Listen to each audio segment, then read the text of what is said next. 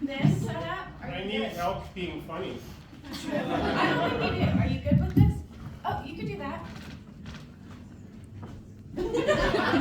I was one of the founding members of Mick Thunder and the Mole Men, a hard rock band that literally tore the roof off of Billings, Montana.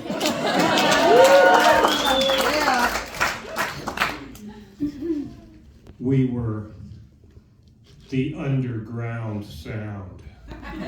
Mick Thunder and the Mole Men. Can you dig mole music?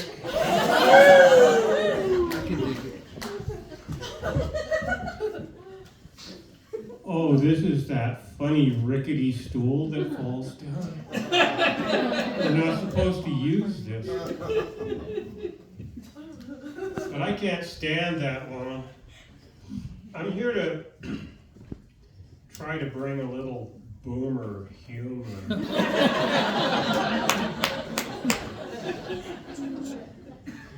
How many of you can say, what was the name of the lady on Romper Room? Oh. Miss, I'll give you a hint, Miss. No. Romper, Stomper, Bomper, Boom. Magic Mirror, tell me, did all my friends have fun today? And then she'd look into the TV and say, and Scott, I see you. Did you have fun today? We had some good things.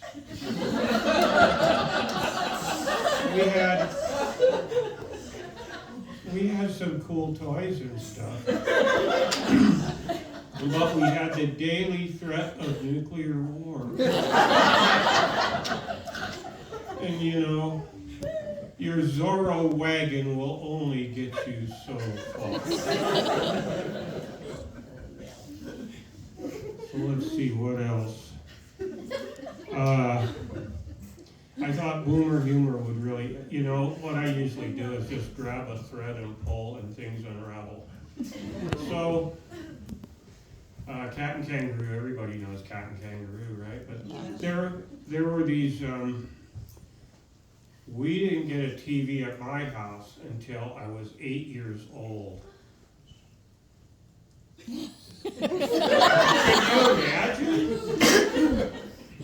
And we had a black and white TV, and in those days, the studio in Billings, like, it must have had like 3 employees, and they really scrambled. You've probably heard of Happy Herb and Froggy Doo. Come on, you guys. Where have you been? And Happy Herb, you know, that got me going in the right direction right there. And Froggy Doo was this hand puppet. And Froggy Doo talked like, hey, hi, Herb, how you doing today? And we considered that entertainment. What else? I worked for a while as a mechanic in Missoula, Montana. I moved there with Mick Thunder and the Mole Men, but the band broke up. You know how those things go. They went under. Everybody ended up hating me. I just wanted what was best for everyone. Well, so I got a job as a mechanic. This is a guy who has only once in his life changed a tire.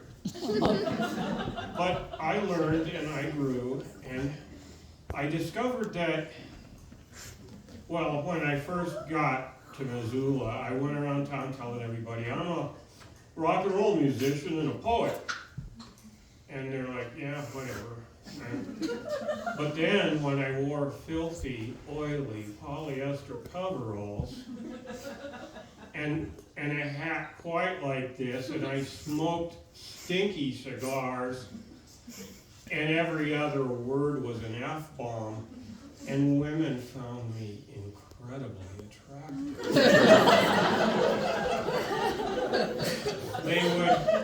They would come and leave messages on my door, and I would call them up.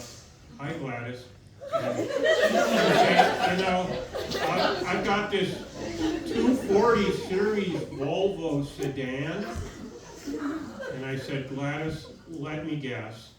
It's October now, and the 240 series Volvo, they have 4 speeds on their blower for the heater. And what happens is, gradually as you drive and enjoy possessing the car, each one of those speeds gives out. And the last one, Midland, median, whatever, I mean, it's Swedish, right? I don't know what it is. But the last one always goes out in October. When you're taking your motherless children, I mean, you're a single mom taking your kids 57 miles to school in the freezing cold, and so oh, that reminds me.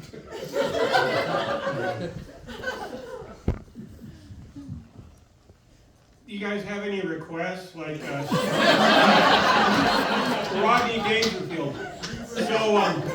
So the garbage truck is out back, you know, and my wife with her house coat and her hair and curler, she's running out there with the garbage. And she says, wait. And he goes, sure, hop right in, lady. Scott Franzen, ladies and gentlemen.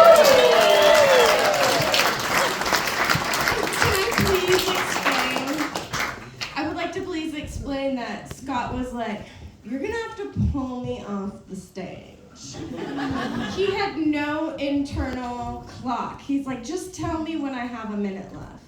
I got a lot more stories. Dude, you are great. I loved having you here. I think you're fantastic. So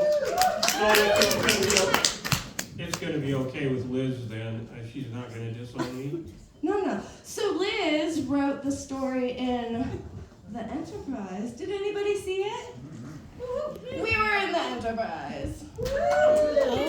So anyway, she was the one who referred me to Scott and said Scott is a must-have for comedy by non-comedians. Scott, I have to say, I'm in severe danger of becoming a comedian. Is there a 12-step program? it's a fine line, but you can embrace it. I want to say, too, you mentioned that you work at the Yellowstone Gateway Museum and you're working on a project that I thought was particularly interesting. Do you want to, plug it? I am part of the Boomer exhibit at the museum. That's not what I'm talking I about. sit and answer questions about Cheerios and Fruit Loops and stuff. No, I scan photographs, incredibly detailed historical photographs from this town. And, I have to tell them this one other thing. I just have to tell them. I first appeared on this stage in 1969 playing Nicky the Warlock in Bell, Book, and Candle. Thank you. This is a great